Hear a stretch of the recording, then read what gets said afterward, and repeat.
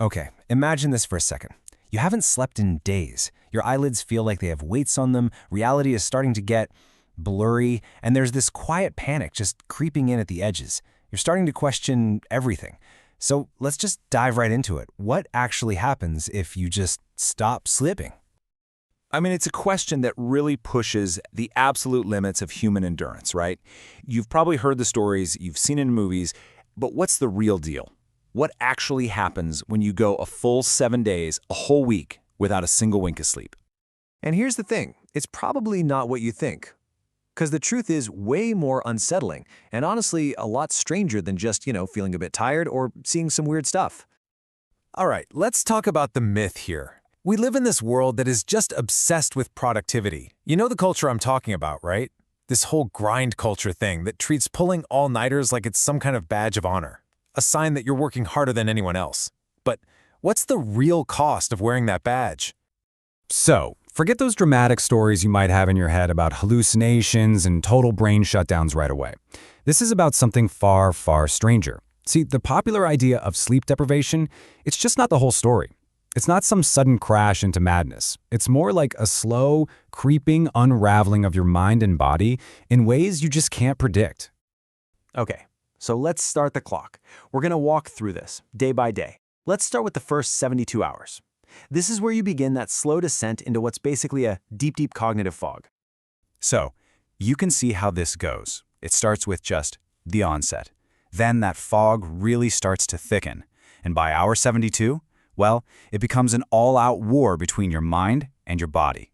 Let's break down exactly how that feels. All right, so after just one day, 24 hours, you're still functional, kind of, but the first little cracks are definitely starting to show. You misplaced your keys for the 10th time, you completely forget what you were saying mid-sentence, and your whole body just feels heavy. It's subtle, for sure, but it is absolutely the beginning of the breakdown. Okay, now we're at the 48-hour mark, and this is where things start to get genuinely weird. Your brain's processing speed just tanks. Sounds might seem way louder than they actually are. You might even start having these little mild hallucinations like, wait, was that a voice or was that just the wind? That mental fog isn't just a feeling anymore, it's actively distorting your reality. And this is the critical turning point. At 72 hours, your brain just stops asking for sleep. It starts taking it, whether you want it to or not. At this point, any voluntary control you thought you had, it's officially over. This happens because of something called microsleeps, and they are exactly what they sound like. They're these brief, totally involuntary little naps that can last anywhere from a split second to maybe 30 seconds. You could be in the middle of a conversation, walking down the street, even driving, and your brain just checks out for a moment. And the scariest part, you might not even realize it happened. I mean, this just perfectly shows that total loss of control, right? It's not you choosing to stay awake anymore. Your brain is literally forcing shutdowns just to survive. It's dipping in and out of consciousness completely on its own. All right, so now we're past that 72-hour mark, and we're entering a whole new phase. The problems are escalating now from just little cognitive glitches to a full-blown revolt from your entire body. This is where things get truly dangerous. First up, your senses start to betray you. You're seeing things in the corner of your eye, hearing noises that aren't there. You literally can't trust what you see or hear anymore. Then your physical defenses just crumble. Your immune system gets weaker by the hour, leaving you wide open to getting sick. You're not just tired at this point, your body is becoming completely defenseless. And finally, your actual perception of reality just collapses. The concept of time completely slips away. Hours blend together. Day and night, yesterday and today, it all just dissolves into one long, confusing moment. So let's be really, really clear about something. This is so much more than just being tired. I mean, look at this. Being tired after a long day, that means you need a coffee. Being sleep deprived, that means your judgment is shot, your senses are unreliable, and your immune system is weak.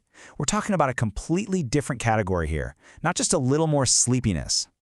And that brings us to maybe the most sobering part of all this. The permanent aftermath. What happens after? Let's say you make it through the week. Are you just fine after a good long nap? The answer, unfortunately, is a hard no. There is a permanent price for pushing this far. Yeah, if you push your body this far, you might never fully recover. That's the stark reality of it. This isn't something you just bounce back from. The damage can be lasting. It can actually rewrite your brain and your body in ways that might be totally irreversible. And look at the potential lasting damage. We're talking about things like impaired cognitive abilities, long-term memory issues. I mean, this isn't just the temporary fog. On the physical side, you're looking at an increased risk of serious heart problems and even potential actual brain damage. When you really boil it all down, it comes to this. You don't just lose energy when you do this. You start to lose yourself. When you rob your body of sleep, you're not just draining a battery. You are actively dismantling the very systems that repair you, that filter your thoughts, that literally construct your sense of who you are. So, I'll leave you with this question.